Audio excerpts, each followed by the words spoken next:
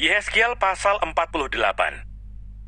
Inilah nama suku-suku itu, yang paling utara dari laut terus ke Hetlon, ke jalan masuk ke Hamat, Hasar Enon, sehingga daerah kota Damsyik yang berdekatan dengan Hamat, terletak di sebelah utaranya.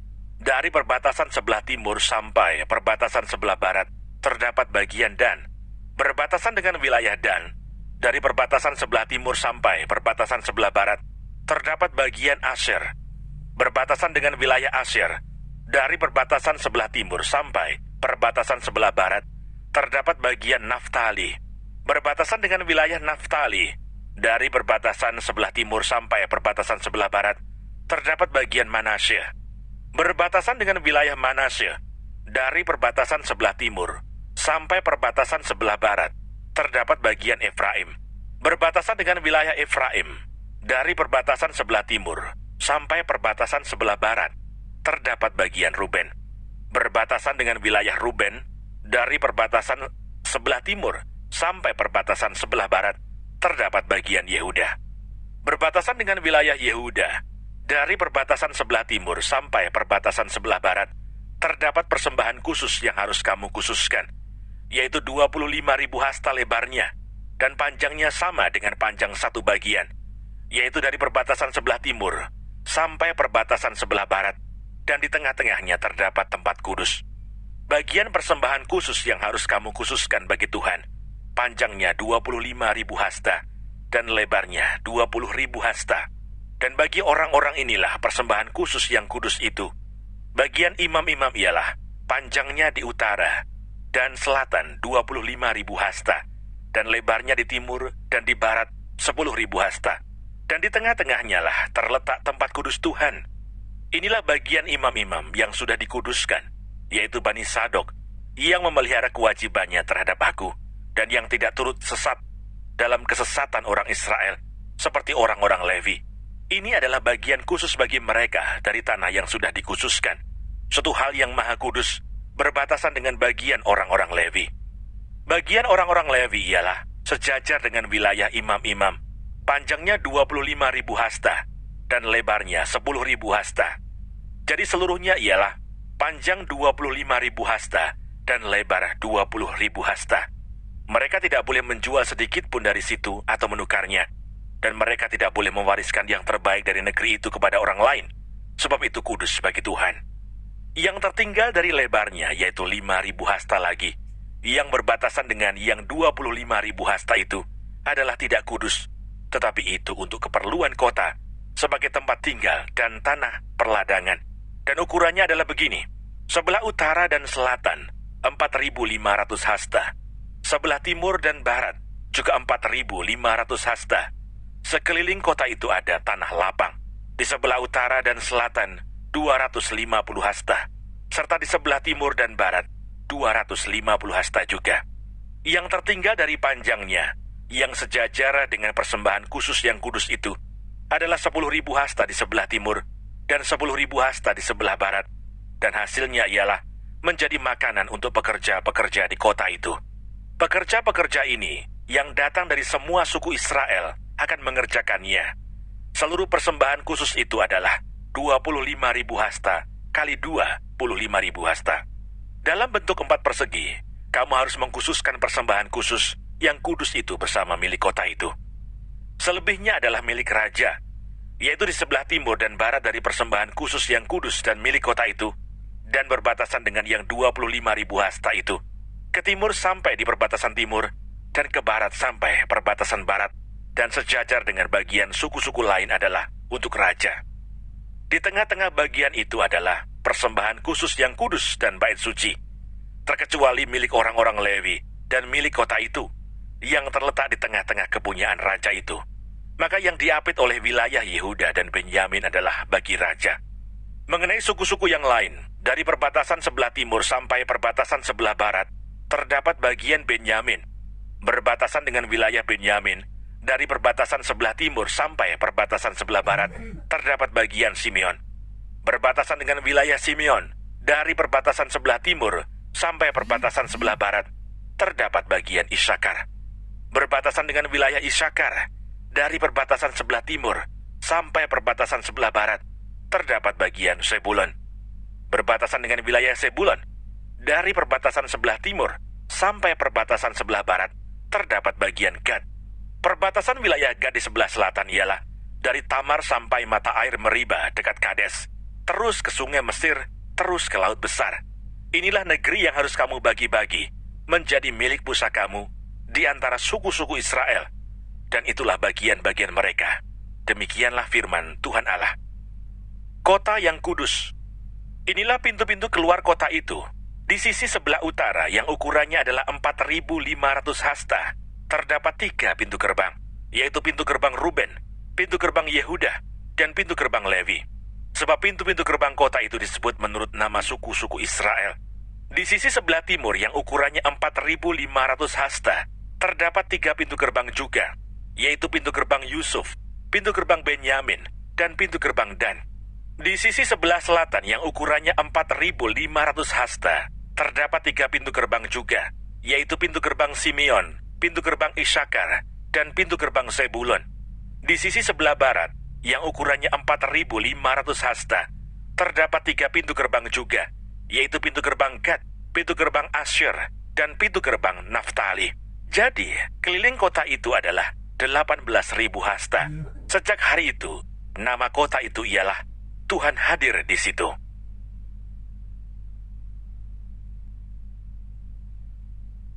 Kitab Daniel. Daniel pasal 1. Di Istana Babel. Pada tahun yang ketiga pemerintahan Yoyakim Raja Yehuda, datanglah Nebukadnezar Raja Babel ke Yerusalem, lalu mengepung kota itu. Tuhan menyerahkan Yoyakim Raja Yehuda dan sebagian dari perkakas-perkakas di rumah Allah ke dalam tangannya. Semuanya itu dibawanya ke tanah Sinear, ke dalam rumah dewanya. Perkakas-perkakas itu dibawanya ke dalam perbendaharaan dewanya. Lalu Raja bertitah kepada Aspenas, kepala istananya, untuk membawa beberapa orang Israel yang berasal dari keturunan raja dan dari kaum bangsawan, yakni orang-orang muda yang tidak ada sesuatu cela, yang berperawakan baik, yang memahami berbagai-bagai hikmat, berpengetahuan banyak, dan yang mempunyai pengertian tentang ilmu, yakni orang-orang yang cakap untuk bekerja dalam istana raja, supaya mereka diajarkan tulisan dan bahasa orang Kasdim. Dan raja menetapkan bagi mereka pelabur setiap hari dari santapan raja dan dari anggur yang biasa diminumnya. Mereka harus dididik selama 3 tahun, dan sesudah itu mereka harus bekerja pada raja. Di antara mereka itu ada juga beberapa orang Yehuda, yakni Daniel, Hananya, Misael, dan Asaria. Pemimpin pegawai istana itu memberi nama lain kepada mereka. Daniel dinamainya Belsasar, Hananya dinamainya Sadrah, Misael dinamainya Mesah, dan Asaria dinamainya Abednego. Daniel berketetapan untuk tidak menajiskan dirinya dengan santapan raja dan dengan anggur yang biasa diminum raja. Dimintanyalah kepada pemimpin pegawai istana itu supaya ia tak usah menajiskan dirinya. Maka Allah mengaruniakan kepada Daniel kasih dan sayang dari pemimpin pegawai istana itu. Tetapi berkatalah pemimpin pegawai istana itu kepada Daniel, "Aku takut kalau tuanku raja yang telah menetapkan makanan dan minumanmu berpendapat bahwa kamu kelihatan kurang sehat daripada orang-orang muda lain yang sebaya dengan kamu. Sehingga karena kamu aku dianggap bersalah oleh raja." Kemudian berkatalah Daniel kepada penjenang yang telah diangkat oleh pemimpin pegawai istana untuk mengawasi Daniel, Hananya, Misael, dan Asaria, "Adakanlah percobaan dengan hamba-hambamu ini selama 10 hari, dan biarlah kami diberikan sayur untuk dimakan dan air untuk diminum. Sesudah itu bandingkanlah perawakan kami dengan perawakan orang-orang muda yang makan dari santapan raja. Kemudian perlakukanlah hamba-hambamu ini sesuai dengan pendapatmu." Didengarkannya lah permintaan mereka itu. Lalu diadakanlah percobaan dengan mereka selama 10 hari. Setelah lewat 10 hari, ternyata perawakan mereka lebih baik, dan mereka kelihatan lebih gemuk daripada semua orang muda yang telah makan dari santapan raja. Kemudian penjenang itu selalu mengambil makanan mereka dan anggur yang harus mereka minum, lalu memberikan sayur kepada mereka. Kepada keempat orang muda itu Allah memberikan pengetahuan dan kepandaian tentang berbagai-bagai tulisan dan hikmat, sedang Daniel juga mempunyai pengertian tentang berbagai-bagai penglihatan dan mimpi. Setelah lewat waktu yang ditetapkan raja, bahwa mereka sekalian harus dibawa menghadap, Maka dibawalah mereka oleh pemimpin pegawai istana itu ke hadapan Nebukadnezar.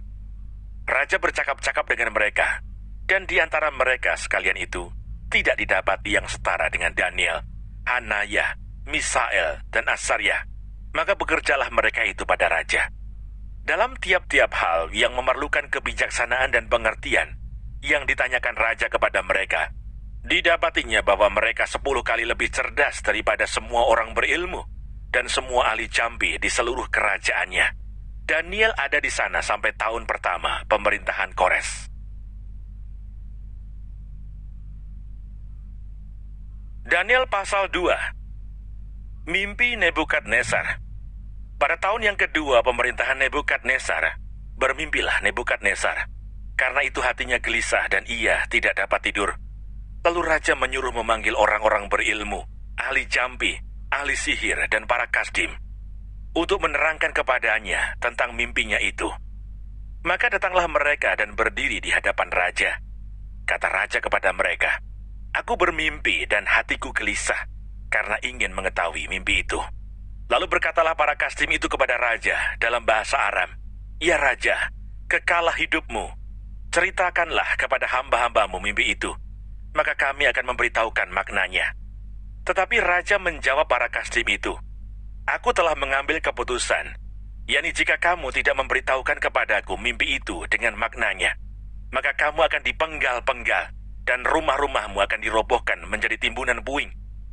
Tetapi jika kamu dapat memberitahukan mimpi itu dengan maknanya, maka kamu akan menerima hadiah, pemberian-pemberian, dan kehormatan yang besar daripadaku. Oleh sebab itu beritahukanlah kepadaku mimpi itu dengan maknanya." Mereka menjawab pula, "Silakan tuanku raja menceritakan mimpi itu kepada hamba-hambanya ini, maka kami akan memberitahukan maknanya." Jawab raja, "Aku tahu benar-benar bahwa kamu mencoba mengulur-ulur waktu, karena kamu melihat bahwa aku telah mengambil keputusan, yakni jika kamu tidak dapat memberitahukan kepadaku mimpi itu, maka kamu akan kena hukuman yang sama. Dan aku tahu bahwa kamu telah bermufakat untuk mengatakan kepadaku hal-hal yang bohong dan busuk sampai keadaan berubah.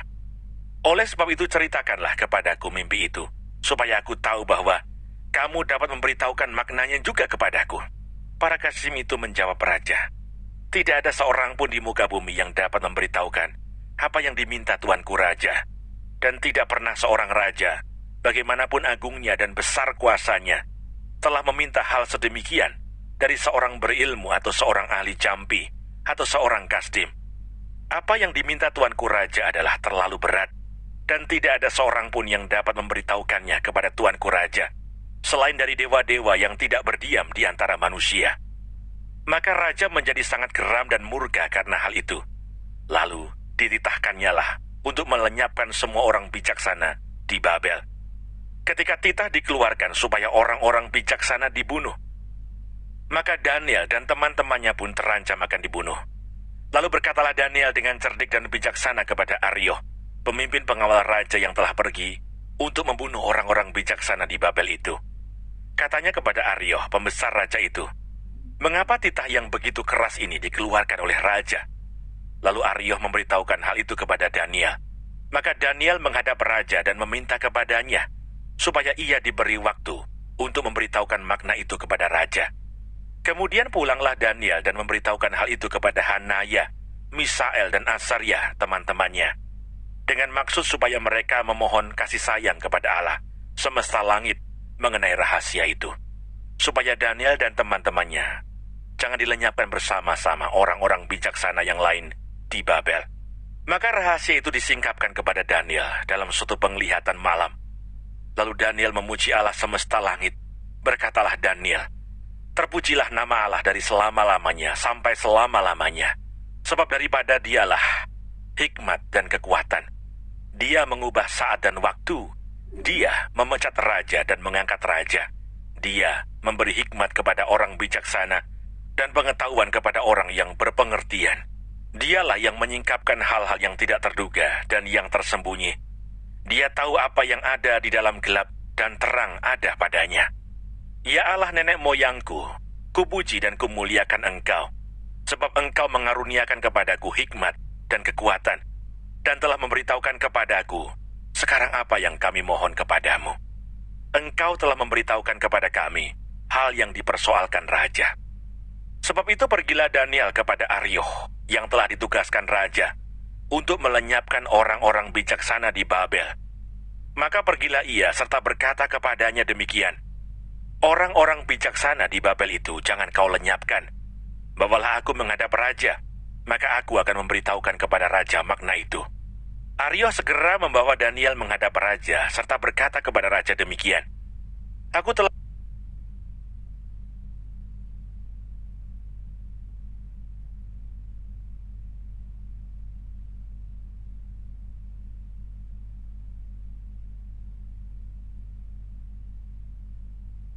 mendapat seorang dari antara orang-orang buangan dari Yehuda yang dapat memberitahukan makna itu kepada raja.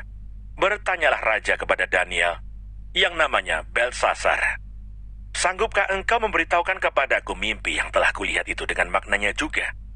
Daniel menjawab katanya kepada raja, rahasia yang ditanyakan tuanku raja tidaklah dapat diberitahukan kepada raja oleh orang bijaksana, ahli jampi, orang berilmu atau ahli nujum.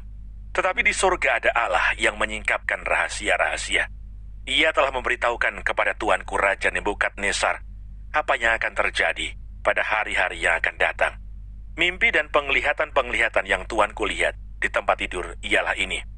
Sedang tuanku ada di tempat tidur, ya tuanku Raja, timbul pada tuanku pikiran-pikiran tentang apa yang akan terjadi di kemudian hari. Dan dia yang menyingkapkan rahasia-rahasia telah memberitahukan kepada tuanku apa yang akan terjadi. Adapun kepadaku telah disingkapkan rahasia itu, bukan karena hikmat yang mungkin ada padaku, melebihi hikmat semua orang yang hidup, tetapi supaya maknanya diberitahukan kepada tuanku raja, dan supaya tuanku mengenal pikiran-pikiran tuanku. Ya raja, tuanku melihat suatu penglihatan, yakni sebuah patung yang amat besar. Patung ini tinggi, berkilau-kilauan luar biasa, tegak di hadapan tuanku, dan tampak mendahsyatkan.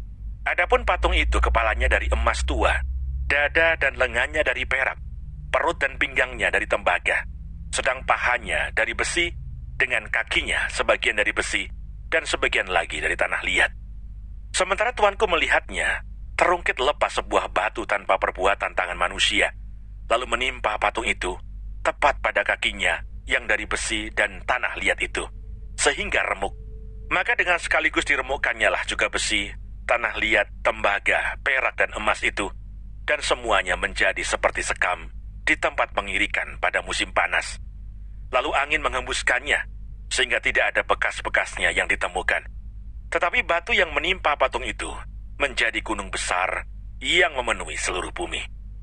Itulah mimpi tuanku, dan sekarang maknanya akan kami katakan kepada tuanku raja. Ya tuanku raja, raja segala raja, yang kepadanya oleh Allah semesta langit telah diberikan kerajaan, kekuasaan, kekuatan dan kemuliaan, dan yang ke dalam tangannya telah diserahkannya anak-anak manusia, dimanapun mereka berada, binatang-binatang di padang, dan burung-burung di udara, dan yang dibuatnya menjadi kuasa atas semuanya itu. Tuankulah kepala yang dari emas itu. Tetapi sesudah tuanku akan muncul suatu kerajaan lain, yang kurang besar dari kerajaan tuanku. Kemudian suatu kerajaan lagi, yakni yang ketiga dari tembaga, yang akan berkuasa atas seluruh bumi. Sesudah itu akan ada suatu kerajaan yang keempat, yang keras seperti besi, tepat seperti besi, yang meremukkan dan menghancurkan segala sesuatu. Dan seperti besi yang menghancur luluhkan, maka kerajaan ini akan meremukkan dan menghancur luluhkan semuanya. Dan seperti tuanku lihat kaki dan jari-jarinya, sebagian dari tanah liat, tukang periuk, dan sebagian lagi dari besi. Itu berarti bahwa kerajaan itu terbagi. Memang kerajaan itu juga keras seperti besi, sesuai dengan yang tuanku lihat besi itu bercampur dengan tanah liat. Tetapi sebagaimana jari-jari kaki itu, sebagian dari besi dan sebagian lagi dari tanah liat, demikianlah kerajaan itu akan menjadi keras sebagian dan rapuh sebagian. Seperti tuanku lihat besi bercampur dengan tanah liat, itu berarti mereka akan bercampur oleh perkawinan, tetapi tidak akan merupakan satu kesatuan. Seperti besi tidak dapat bercampur dengan tanah liat. Tetapi pada zaman raja-raja Allah semesta langit akan mendirikan suatu kerajaan yang tidak akan binasa sampai selama-lamanya. Dan kekuasaan tidak akan beralih lagi kepada bangsa lain. Kerajaan itu akan meremukkan segala kerajaan dan menghabisinya. Tetapi kerajaan itu sendiri akan tetap untuk selama-lamanya. Tepat seperti yang Tuanku lihat, bahwa tanpa perbuatan tangan manusia, sebuah batu terungkit lepas dari gunung dan meremukkan besi tembaga, tanah liat, perak dan emas itu. Allah yang Maha Besar telah memberitahukan kepada Tuanku Raja apa yang akan terjadi di kemudian hari. Mimpi itu adalah benar dan maknanya dapat dipercayai. Lalu sujudlah Raja Nebukadnezar serta menyembah Daniel. Juga dititahkannya mempersembahkan korban dan bau-bauan kepadanya. Berkatalah Raja kepada Daniel, "Sesungguhnya lah Allahmu itu Allah yang mengatasi segala Allah dan yang berkuasa atas segala raja, dan yang menyingkapkan rahasia-rahasia, sebab engkau telah dapat menyingkapkan rahasia itu."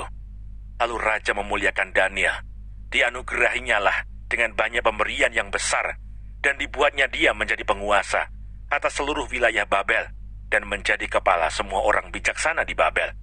Atas permintaan Daniel, Raja menyerahkan pemerintahan wilayah Babel itu kepada Sadrah, Mesah, dan Abednego, sedang Daniel sendiri tinggal di istana Raja. Jangan lupa subscribe, nyalakan loncengnya, like, dan share. Terima kasih. Tuhan Yesus memberkati. Shalom.